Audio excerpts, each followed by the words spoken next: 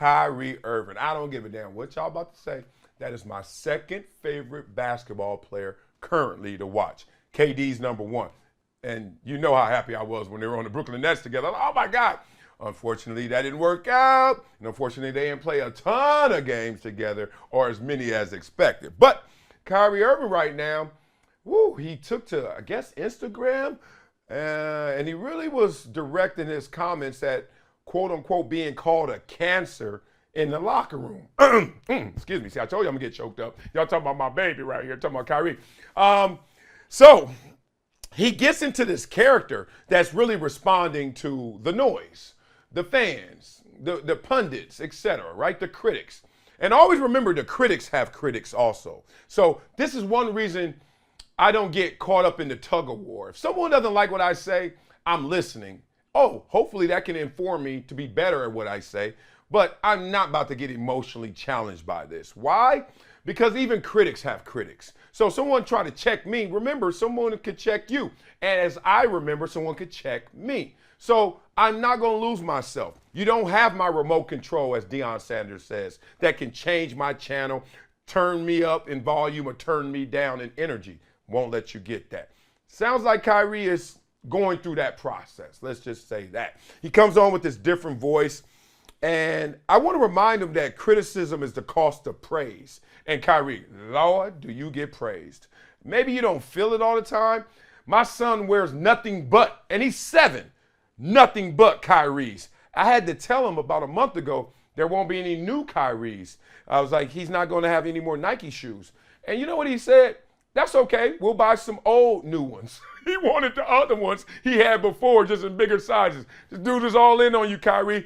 Do not be fooled to think everyone's against you. However, he gets into this voice and he's like, oh, Kai is woke. I don't fit the mold. Kai is different.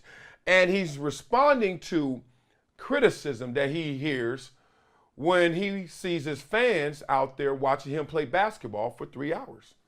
It's an interesting study right here. It's an interesting conversation.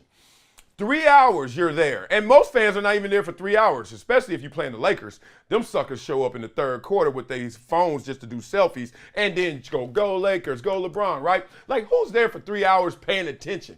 But he's saying, you only see me for 3 hours of the day. You don't see me for the other 21 where I'm not an athlete first. I'm a person first. But you're making personal judgments on me. Once again, I told you it's a good case right here. Good case study.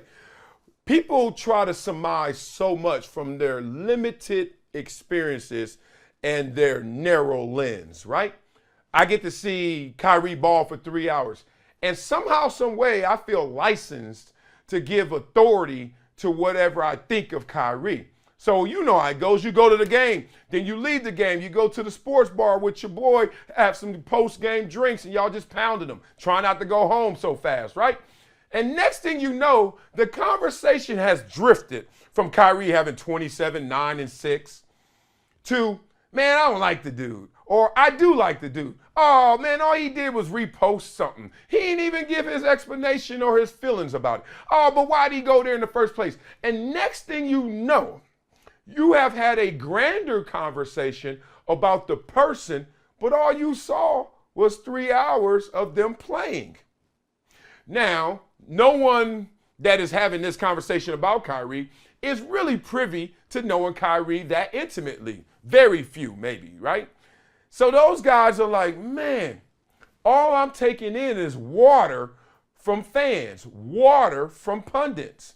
Dog, y'all don't even know what y'all talking about. Y'all don't even know who I am, really. So I'm like, I had to think about this. Now, let me push back on Kyrie as well. Because this is the I don't care generation. You know, it just seems like every young kid that I run into, or anybody in their 20s, 30s, like Gen Z, millennials, whatever you want to call it, they're all into this like, I ain't tripping. I don't care. I express myself. I'm free, right? And I love that. But I know that comes at a cost, because the I don't care generation just seems like they have more anxiety than any generation. They respond to the noise more than anybody, right? I don't give a damn. I don't give a damn. I ain't listening to them. And the next thing you know, they're on IG Live responding to exactly that. It's okay, y'all, to admit you give a damn. I tell that to my kids that I coach. Because I get kids, they watch YouTube, they watch highlight shows. So then they come out there, instead of throwing the ball like this, they want to do this. They want to act like they ain't tripping. They want to catch the ball with one hand or I'm like, no. In sports, it's okay to act like you care. Act like you really want them to catch it. And one of the sayings I tell them all the time, I say, what's the perfect pass? And they say the one where it hits them in the hands. I was like, nope. The one that hits him in the chest. I said, nope. I said the perfect pass is the one he can't drop. Think about that. Just get it to him. Stop doing all them extras. Stop doing too much. Or stop acting like you don't give a damn about situations. So in this situation, every athlete that has ever existed has heard the noise, has felt the pain that comes from criticism. We all have. It's how you deal with it, right? It's how you respond to it. And it's overwhelming when you talk about being as great as a superstar like Kyrie Irving. But we can all see it's wearing on him. Here's the thing. Here's my only piece of advice for Kyrie Irving. Look at me giving Kyrie advice. It's always count those with you and not against you. I'm telling you, mental health to me, I look at it strictly almost like physical health. You got to actually do the right exercises. Here's an exercise. Count those with you, not against you. My wife and I have this conversation all the time. She's one of those types that can read 1,000 comments that are positive about her or me and be like, whatever, yep, par for the course. Oh, that's sweet. And then one person says something about me bad or her. And her whole mood changes. Her whole energy is affected. I'm like, baby, stop playing. She's gotten way better with it, but it was a process. And I'm the one that does this. Good, good, bad, bad, good, good. Like, I'm reading them all. Like, I ain't tripping. Like, you're not going to have my remote. We're not doing an emotional tug of war. I got one lap around this world, brother. One lap.